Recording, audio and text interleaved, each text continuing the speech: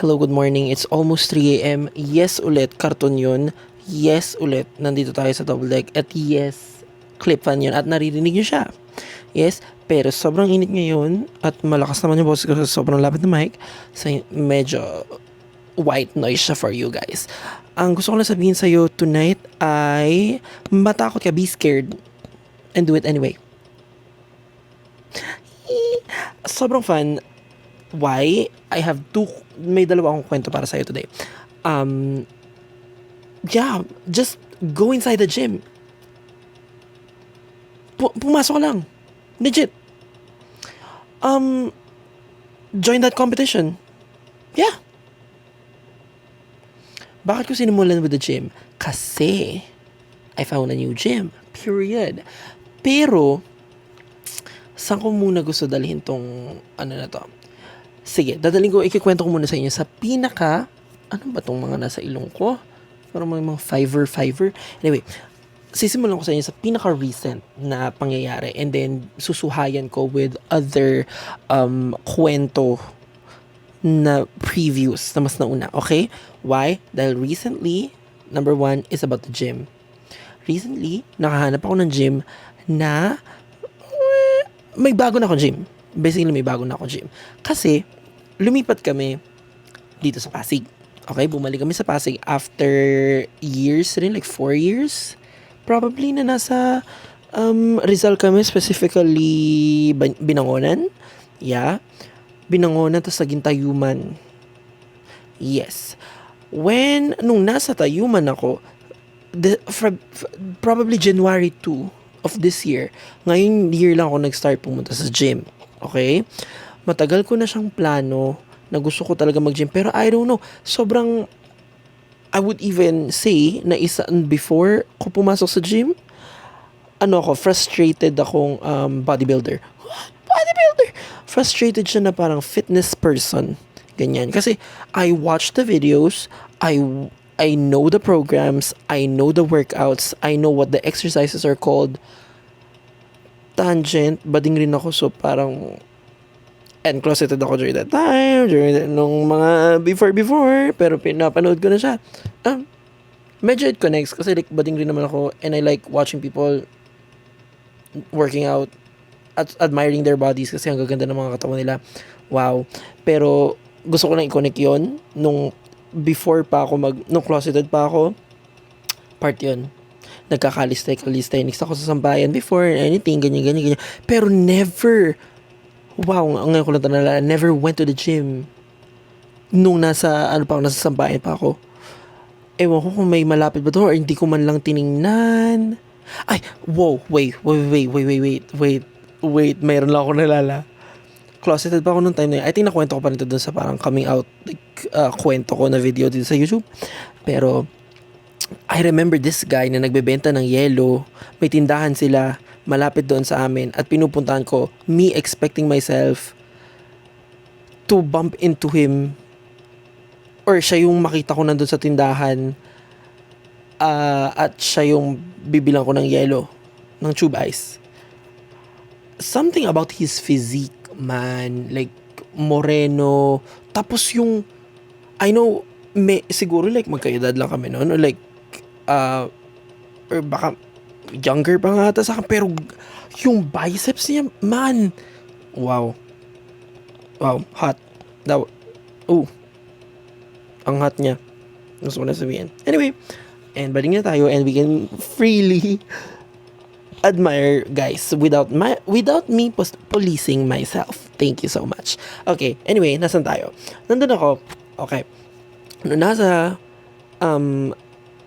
nasa Tayuman na kami nakatira sa may Rizal. Second day of the year 2025, sabi ko okay, pupunta na ako sa gym. Why? Bakit ba muna ako hindi pumupunta sa gym ng mga time na yon? Even though like I know the programs, I know the shit, I know everything. Okay, kailangan ko na lang talaga siyang gawin at sumunod sa program or anything and whatnot. Okay? Why? Dahil takot ako. Takot akong pumasok sa loob ng gym and be, I don't know, ma-intimidate. Natakot ba ako ma-intimidate? Intimidating kasi rin naman talaga yung mga tao sa loob. And babalikan ko yan. To present day, okay? Intimidating talaga yung mga tao sa loob. Parang, hala, alam na nila yung ginagawa nila. I don't want to look like a complete beginner pagpasok ko dito. Tangent, you can always look like a beginner. Let go of shame. Pinaproblema ko pa rin yun. I need to process that. Kailangan ko pang iba pang thing yun na kailangan trabahuhin sa self to let go of shame. Pero yeah. Anyway, continue. Nakakatakot talaga siya kasi parang hala, paano kung makita nila ako ganito? Ayaw kong magkaroon rin ng interaction. Gusto ko lang headphones na ako ganyan, earbuds na ako ganyan, and let me do my thing. Susunod ko to A, B, C, D for exercises and I'ma go out. That was the goal. So, yun ang ginawa ko on the first day. Ang ginawa ko lang, alam mo, December 2024, sabi ko, alam mo, I'm tired. Gusto ko nang may baguhin talaga sa katawan ko at gusto ko na magbuhat. Like, I will be hot, bro. At parang ansaya nun. Ansaya kaya magbuhat. I believe masaya magbuhat. Ang gusto ko rin magkaroon ng dibdib. So, yeah. And arms. Yeah. Okay. So, alam mo, tara na. Aksyonan na natin tong pangarap natin na to. Second day of 2025, I went in. Wala akong pake kung, wait, namatay na ng ilaw. Wait for it. First time sa atin nangyari, namatayin tayo ng ilaw, honey. Nalobat ang aking tube light while recording. Anyway, where was I? Yeah, very intimidating lang pumasok. Gusto ko, pagdating ko doon, walang kakausap sa akin at walang mag-offer ng any advice or any interaction at all. Gusto ko lang kausap ko si ating attendant doon na may-ari ng gym. Magme-membership lang ako. Magtatanong ako ng magkano po yung monthly, magkano yung daily, or like yung every session, magkano yung nilagang itlog, magkano yung Vitamilk na available doon na ate, yung nakikita ko doon sa likod, yung ref doon, magkano po yung vitamin. Siya lang yung gusto kong kausap. Tapos, as much as possible, again, ayoko magmukhang like complete beginner. Even though it's okay to be like, kasi like say first day. Anyway, boom, pasok, sinundan ko lang yung program, nakapasok na ako, and I'm settled, ganyan. What's the first thing I need to do? Okay, well, warm up lang ako. Medyo sanay naman kasi like sumasayaw tayo. Pero this time, iba yung warm-up kasi we're going to do lifts. Okay, so stretch ng shoulders and then ng back, ng arms and everything. Ganyan. Okay, boom. Follow this workout program I found on YouTube. Very simple. Try to be consistent with it and follow it for like simply like a month. Try lang natin siya. Boom. Exercise A, B, C, D. Tapos, may tubig doon. Inom. Bili ng ganon. Bumili ako ng, ano bang binili ko doon? I think nag-Vitamilk ako ng first day ko doon. Na-enjoy ko lang. Boom. Lumabas. And I was walking out. So happy.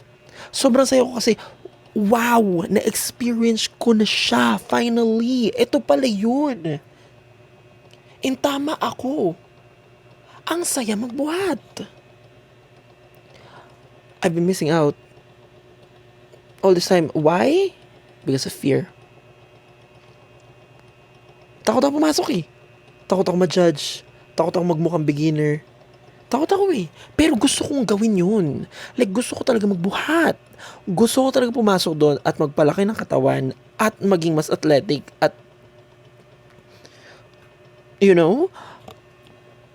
But, takot ako. Pero, ginawa ko pa rin. Pumasok pa rin ako doon. Did my first day.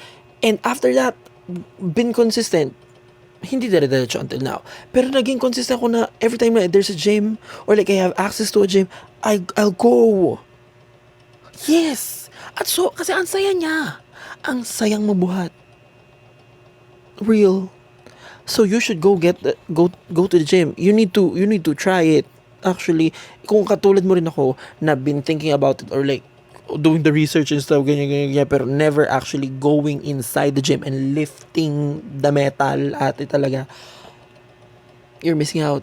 You need to go. Kailangan mo lang talaga talunan yun yung takot. Kailangan mo lang talaga, and promise you, after the first day, nandun ka lagi. May free time ka. Lalo na kung pagka first time mo, tapos talaga na-enjoy mo siya, Ando ka lagi. Legit. Legit yan.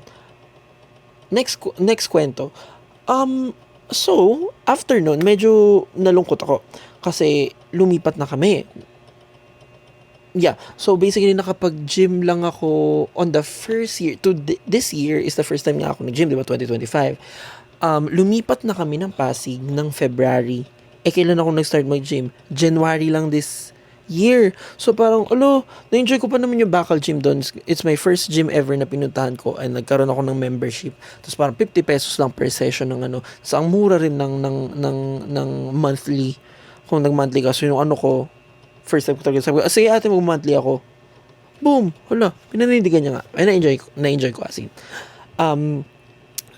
Yun, I have to let go of the place kagad kasi kailangan ko na maghanap ng panibagong gym na malapit sa akin. Okay? Lipat kami ngayon dito sa Pasig. Check ako, ganyan. Google Maps, gyms near me.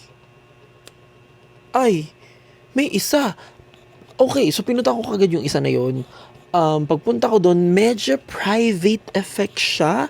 So basically, meron naman siya like lisensya, like license to operate and stuff. It's a business, yes, pero it is actually para siyang pribadong garahe ng isang pribadong tao. Yeah? And then nagpapabayad lang siya doon kung may makikigamit ng gym nila doon. And nung first time ko rin pumunta doon, may mga tao rin na nagbubuhat, pero sobrang liit lang yun na malinis siya, like legit si kuya, yung si kuya may-ari noon, malinis yung gym niya, sila kuyang nakatira doon, ba?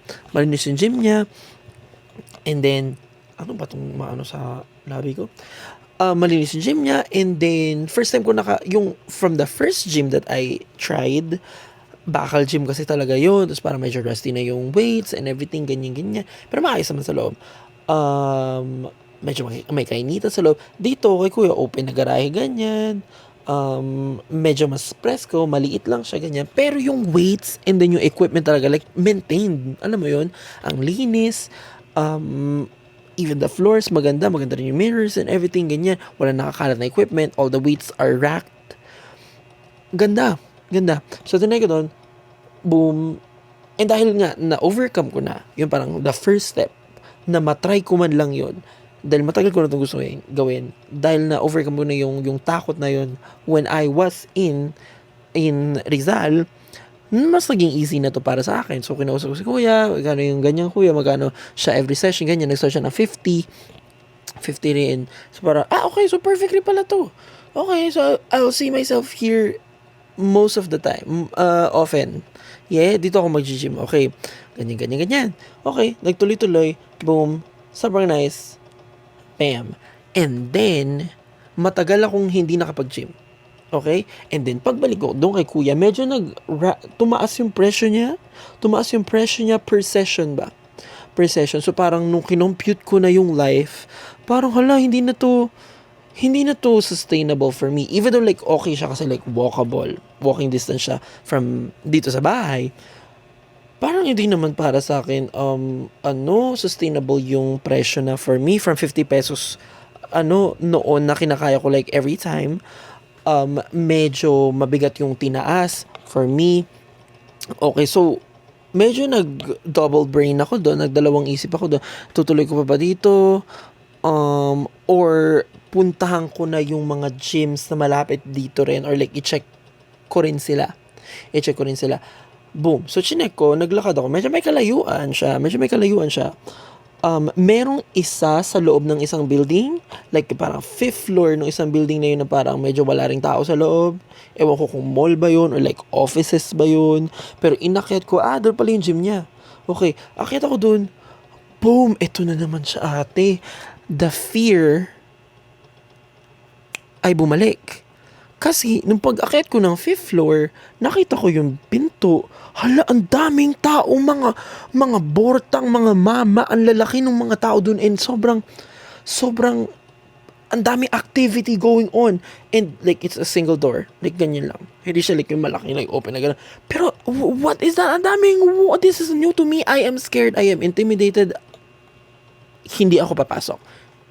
So, hindi nga ako pumasok. Yeah?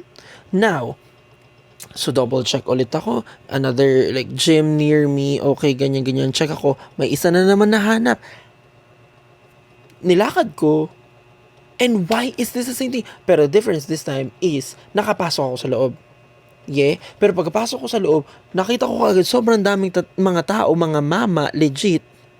Ang lalaking mga tao, na-intimidate ako ulit. Hindi ko alam kung saan ako kikilos dito. And also, nung pagpasok ko doon, wala yung attendant. Sino po kakausapin ko dito? Lumabas ako. Like, after a good, 3 minutes, nandito lang ako stay. Kung cellphone lang ako dyan habang tinitingnan ko yung mga tao, ganyan. Lalaki ng mga tao dito, nakaka-intimidate na naman. Okay. Exit. Boom. And hindi ako nag-gym nung araw na yun. Now, hindi ko na alam. Hindi ko na alam magpupush through pa rin ba ako doon sa gym ko na medyo may kamahalan. Kasi I think hindi talaga carry. Kasi hindi yun na yun sustainable para sa akin. Pero one day, nilakad ko ulit yung isang gym. Hindi yung may 5th floor thing na building. Yung itong ano lang yung sa may kalsada lang ganyan. It is a Bacal gym. Tapos again, nandun ulit ako. Ito yung kalsada. Ito yung kalsadahan eh. Ito yung ikaw nandyan ka sa may pinto. Nandito, ito yung kalsada sa atin. Nandito ako. Sinisilip ko ulit. Hala, it's the same people. Ang lalaki ulit ng mga tao dito. At ang dami nila dun sa loob. Parang 5 ata sila dun. Papasok pa ba ako? Dala ko na yung gamit ko. Meron akong extra t-shirt. Dala ko yung pera kong pambayad. And, dala mo ko rin kasi yung rates dun. It's just 60 pesos per session. Amazing. And I think 600 lang monthly. So, kinumpit ko, perfect to. Okay, so kaya ko ng 60 per session. Kaya ko to. Okay, mas sustainable yung for me kaysa dun sa dati kong pinagpupuntahan. So, sinilip ko ulit. Ang dami talagang tao. Papasok ko ba to? Like, ready na talaga ako umexit ulit. Pero naalala ko, what is this feeling? Baka natatakot ako ulit. Gustong-gusto kong pumasok ko doon. Gustong-gusto kong magpawis. Gusto kong magbuhat. Pero natatakot ako. Eto na yun, oh. Ayan na siya, oh. Ang lapit ko na sa gusto ko, pero natatakot ako. Naalala ko, randomly lang, hindi ko to nakita the night before, or like, nabasa somewhere, nag-pop up lang siya sa brain ko talaga. Kasi alam ko na to, like tong saying na to, like, way back pa na narinig ko na to before. Pero like, lumabas na like siya, right here. Be scared, do it anyway. Tumawid ako, pumasok ako. Nandun si kuya attendant this time. Kuya, magkano per session? 60. Sige kuya, bayad po ba muna? Okay, bayad. Boom. Settle. Medyo intimidated pa rin sa mga tao sa loob kasi parang sobrang dami activity sa loob and mas maliit to na Bacal gym kaysa dun sa sa pinupuntahan ko sa Rizal. Yeah? Parang ang dami ulit activity, ang dami nangyayari. Pero nakapag-settle siya. Nag-stay lang ako sa gilid. Yeah, punta ako sa may open na spot. Doon ako nag-warm up, ganyan, listen to music. Boom. Again, exercise 1, 2, 3, 4, done. And even though, this is a gym thing, I know this is a gym culture thing, at hindi pa ako medyo sanay, as a medyo introvert at times, alam ng mga tao, walang kumausap sa akin doon. Day 1. Walang kumausap sa akin doon. Nakikita lang nila ako na parang bagong face to ah. Pero, nung natatapos na sila mag-workout at paalis na sila, as in like literal, hula ko mga mama to, na it's a Monday as well. Monday ba? I think Monday yung first pasok ko nga talaga dito. It's a Monday, mga mama to, for sure galing pa yung iba dito sa work, dumiretso dito because this is their hobby. Yung isa, si kuya, yung isa, pinasok niya pa yung bike niya, pinark niya sa loob. Ang lalaking mga tao, mga legit matatanda sa akin as in. Pero nagpabay sila sa akin. Sobrang, what? You don't know me. It's my first day here. My first time going to this gym. Pero like, nag-fist bump siya. Si kuyang isa, umikot sa lahat. Fist bump niya bawat isa. At saka so, alis na ako kuya, ganyan. So, okay po, bye po, ingat po. Thank you, ingat. This is the gym. Okay. I mean, may ganun rin naman mga instances doon sa gym na pinunta ako sa Rizal.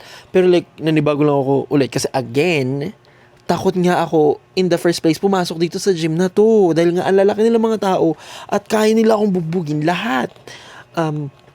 Pero sobrang naging pleasant nung first lifting experience ko doon. And kahit sobrang liit lang ng space. Okay, konting landmine rows ako here na medyo DIY kasi may ginagamit pa doon sa isang T-bar row. May gumagamit pa doon. Anytime na may spot ako, kailangan ko nung cables, wait for my turn, kailangan ko nung pull-up bar, ang tawag doon?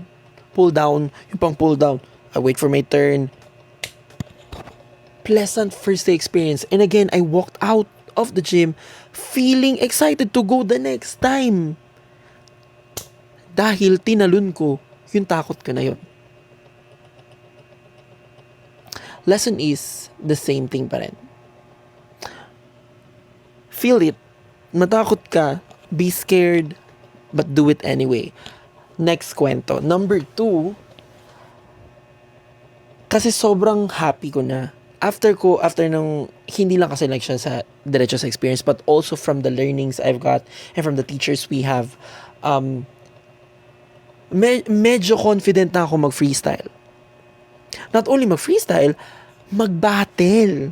I've joined my second battle nung nasa Antique ako like a few weeks ago. It's an open style battle. Okay. Nakapasok ako ng top 16. Pero sobrang fun niya. Sobrang fun niya. At sobrang challenging at the same time kasi like open style battle nga siya. So, hindi ko sure kung mabibigyan ako ng music, kung may afro dito or anything. All my rounds, no. Wala talagang afro. In the 2 exchanges na ko doon, walang afro or anything. Pero, sobrang nice, sobrang na-inspire ako at sobrang wow, gusto ko na mag-battle. Ito na, wait lang. It's also again a full circle moment. Gusto ko lang ibalik kasi may video ko here na nung first time po mag-Afro Jam, 'di ba sinabi ko, balikan niyo lang sa channel na to na parang gusto ko na mag-battle after Afro Jam. And look at us.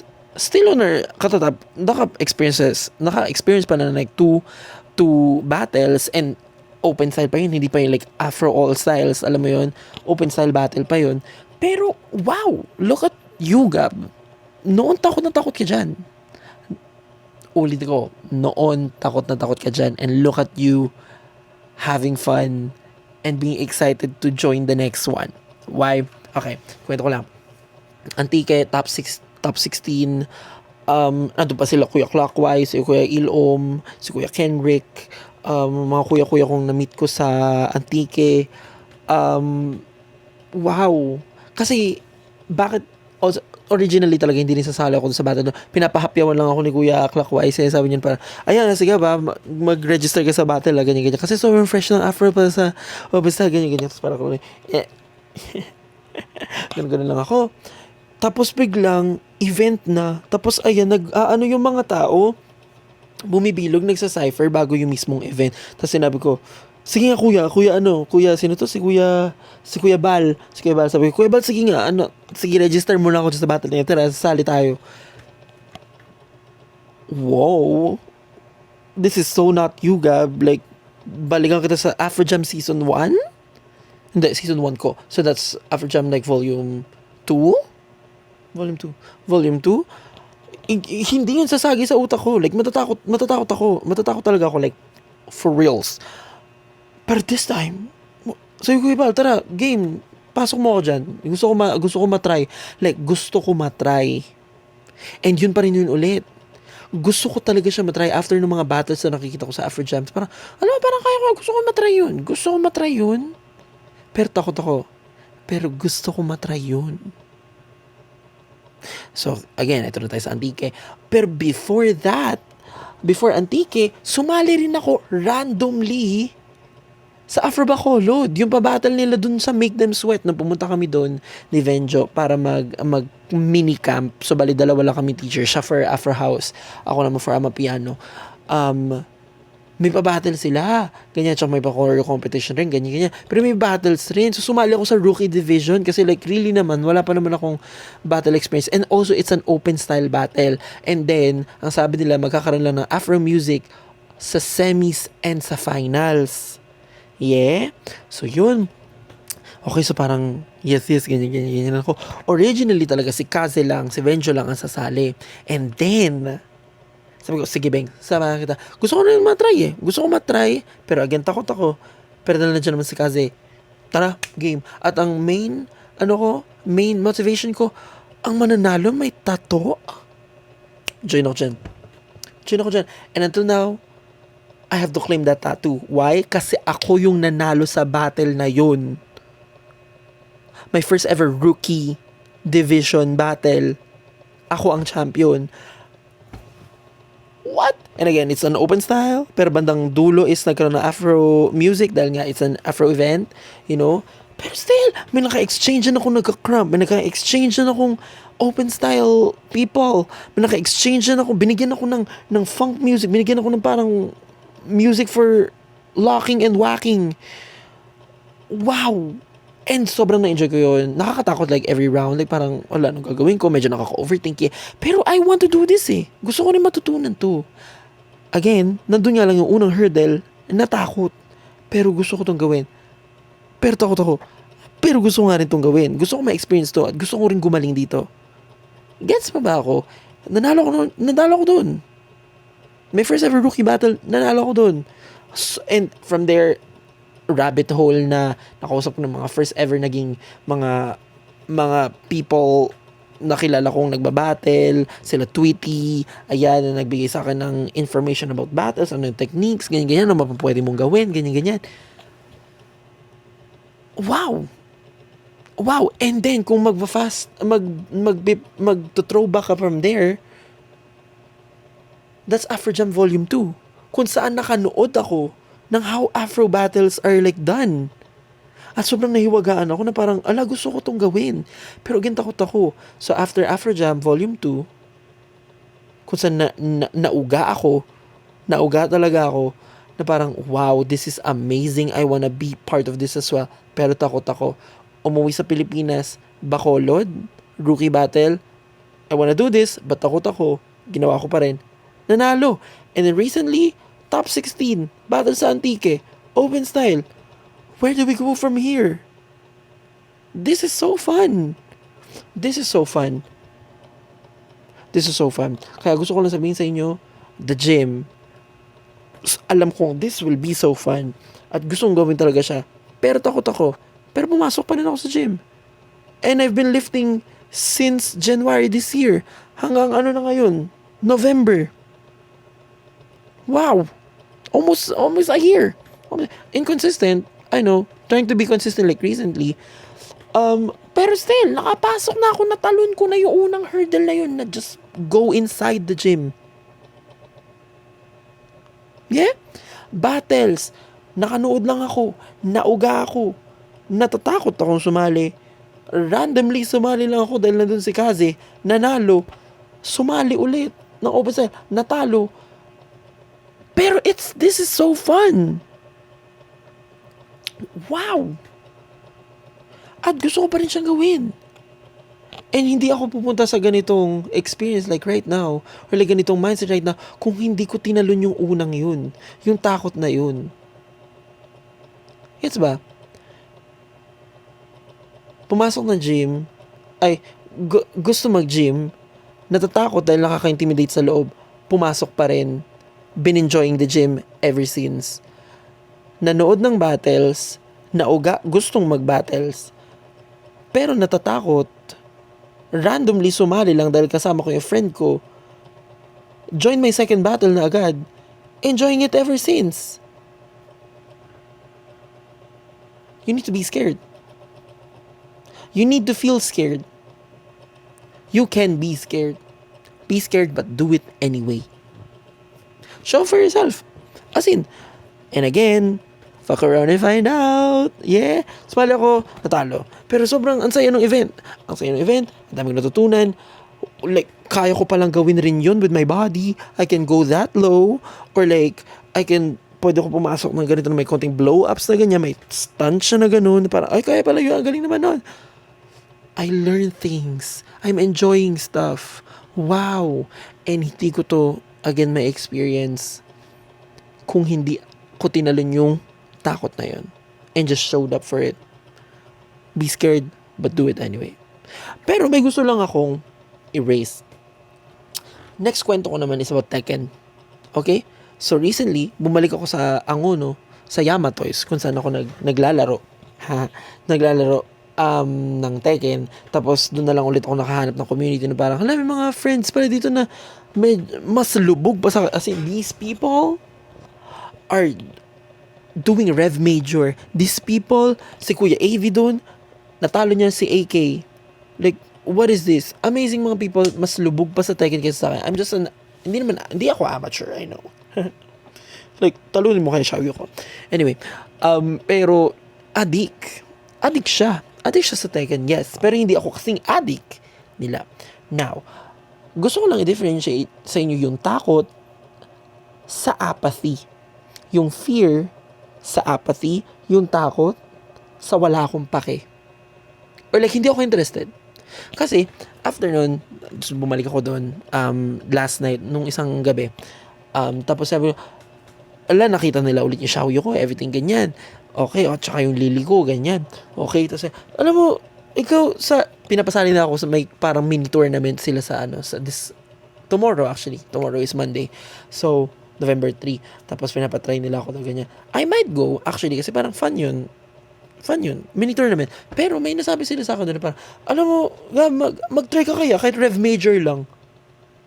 I know what Rev Major is. I know this is a big event. Alam mo yun?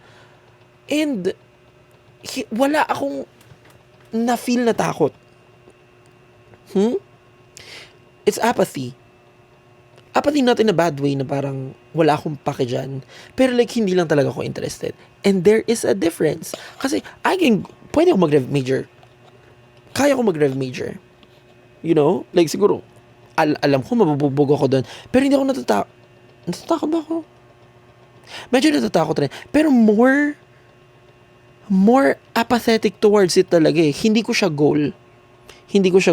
Alam kong gusto ko sumali ng mga tournaments ganyan, pero not as big as that. Maybe in the future, pero not as big as that agad. Alam mo yun, gusto ko like mga casuals lang, ganyan. Casual tournaments. Ganyan lang, pero not directly naman to, no? Hindi ko goal manalo ng EVO. Alam mo yun, na-enjoy ko mag-tour na kasi naalala ko rin yung first like one tournament na sinalihan ko sa APC. Nagulat sila doon para may outsider na sumali sa kanila pa mini tournament na nag-travel pa talaga ako doon. During Tekken 7 pa to. Sumali ako sa APC talaga, may nag-host doon, parang Tekken tournament ganyan. Pero nung na-feel ko, nung sinabi sa akin ni Kuya Avin, parang, join ka kaya ng Rev Major. I am apathetic towards it. Hindi ako natatakot.